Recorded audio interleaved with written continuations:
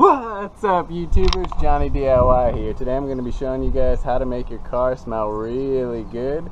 It'll be cheap, easy, and natural. Alright, let's get to it. Alright, first thing we're going to do is go ahead and open our glove box, squeeze it together, so we can get access to our cabin air filter. If you guys are new to this channel, consider subscribing. I do a lot of these DIY, automotive, and household videos. Alright, so we're going to go ahead and pull out our cabin air filter.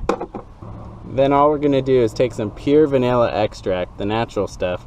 You could use whatever kind of oil you wanted to extract oil. And we're just going to sprinkle it a few drops on the filter. Whoops. Probably had a dropper, it'd be a little better. Whoops. Alright, that's plenty. Alright, we'll put it back in. Close our glove box back up.